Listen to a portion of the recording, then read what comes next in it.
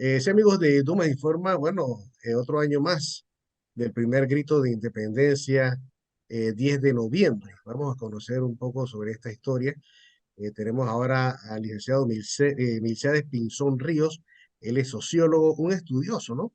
De la materia. Don Milciades, siempre sale el tema de Rufino Alfaro, si existió, si no existió, si es un mito. Pero bueno, es un hecho real el tema del primer grito de independencia. Nosotros queremos conocer, por lo menos, lo que usted, por lo menos, tiene conocimiento, no valga la redundancia, sobre parte de eso que se vivió en ese momento, cuando se da el grito allá en la Villa de los Santos, para que comparta según los estudios que usted ha hecho, ¿no? Bienvenido a Dumas Informa y adelante, don Michel. Sí, buenas, gracias. Bueno, la Vía de los Santos es un acontecimiento histórico relevante en el calendario histórico de la nacionalidad y hay que entenderla de diferentes maneras. Un poco tener presente que estamos hablando de un país transitista y de un país de las áreas rurales. El grito de la Vía de los Santos es un grito más rural, en un pueblo pequeño, que había vivido el atropello de los grupos españoles por mucho tiempo y existía en 1821 un gran malestar que se expresaba no solamente en la Villa de los Santos, sino en poblados como Natá de los Caballeros, en poblados como la propia Villa de los Santos, Las Tablas, PC y muchos otros. Pero la villa es la que va a tener la iniciativa, porque hay que entender que la villa era la capital histórica de Azuero, tiene el poder económico, poder político, religioso y de diversa naturaleza, y uno comprende que los grandes prohombres de aquella época, los sectores de poder residían en la Villa de los Santos, y nada era extraño por la Villa de los Santos, entonces el acontecimiento va a expresar el sentir histórico de gente que se siente excluida por mucho tiempo y que basado en la Revolución Francesa, en las ideas de libertad, igualdad y fraternidad, toda esa cosa va a llegar aquí, porque hay una cosa que es cierto, eh, que digamos que tenemos que aclararla. No es cierto que los pueblos interioranos vivían como por allá muy lejos y que no entendían nada de lo que estaba pasando. El apoyo del natariego Francisco Gómez Miró es evidente que es el de un hombre con formación, los Gómez Miró que habían llegado a Peronomé, que tenían posiciones importantes en Natá y que posteriormente van a estar muy bien casados con grupos de poder de Santiago. Entonces, creo que el análisis del 10 de noviembre tiene que partir de que es un modelo de desarrollo distinto que después va a tener repercusiones y va a acelerar, como todos sabemos, el 28 de noviembre de 1821. Se han estudiado los grupos que formaron parte de ese 10 de noviembre y tenemos una visión, no todo lo claro que debiéramos por el hecho de que este no es un país que tiene grandes documentos ni grandes archivos que permitan profundizar en la temática que nos ocupa. Claro, Michel, el papel por lo menos de la ciudad de Panamá con lo que fue allá en la Villa de los Santos, como usted lo dijo, ¿no?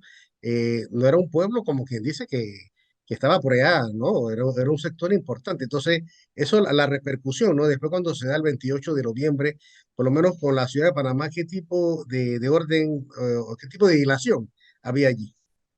Yo creo que había relaciones importantes. Lo que pasa es que el 10 y el 28 no son dos cosas separadas, son las dos caras de una misma moneda, que responden a intereses distintos. El interés de Panamá es un interés más mercurial, más comercial.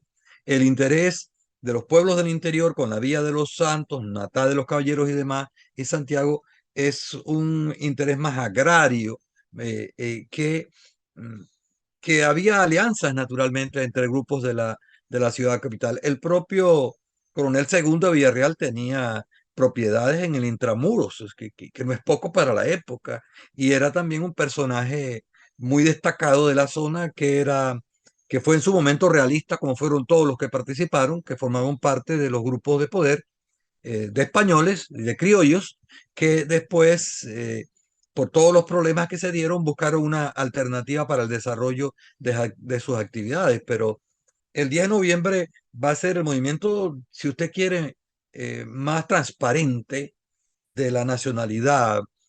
digamos, donde no había intereses tan marcados como los intereses transitistas. Por eso uno va a encontrar a personajes que reniegan del grito del 10, como Mariano Rosemena y otros, que se ven precisados a, a tirarse al ruedo precisamente impulsado por el grito santeño del 10 de noviembre de 1821. Entonces, sí, los grupos de poder son importantes para entender este tipo de cosas.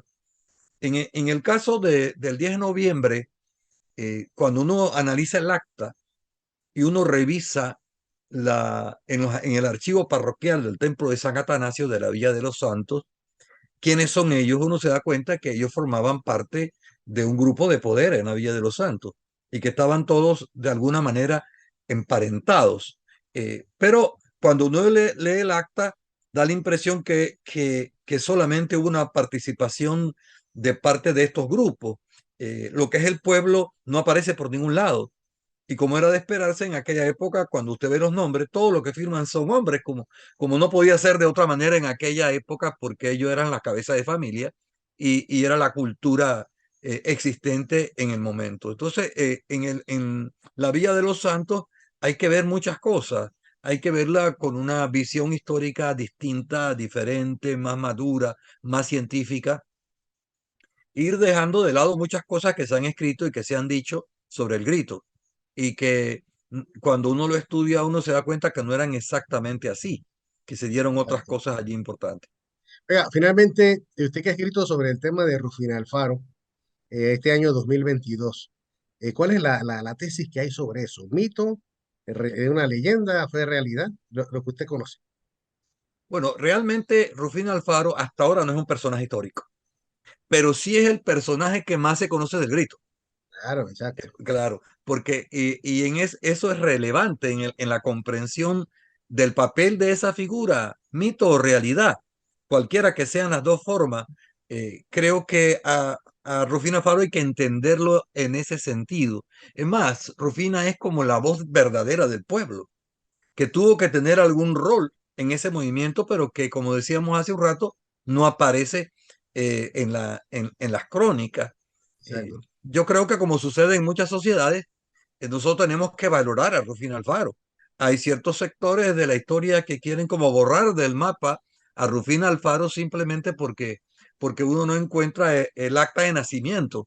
Ujú. Pero mucha gente habla de Rufino Alfaro en el país, pero son muy pocos los que estudian, los que han venido a los archivos parroquiales para ver la familia donde supuestamente procedía este personaje. Y la pregunta es, eh, ¿por qué surgió? Otros dicen que simplemente fue una invención de Ernesto J. Castillero Reyes, pero tampoco aportan nada al respecto. Exacto. Simplemente parten de un hecho y no presentan prueba fáctica. Simplemente, yo creo que los panameños, no sé, tenemos la tendencia a andar con un hacha al hombro y a destruir todas las cosas del país Oiga, sin pagar en miente las consecuencias. si hubiera sido un Rufino, entonces es diferente porque es hombre, ¿no?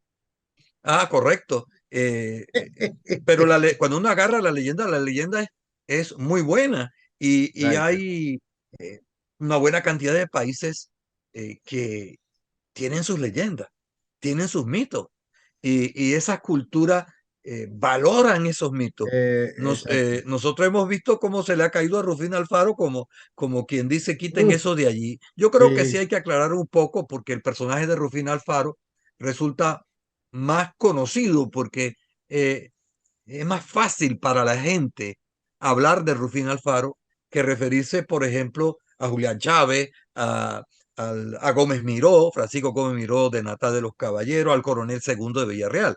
Entonces, esos datos no se conocen.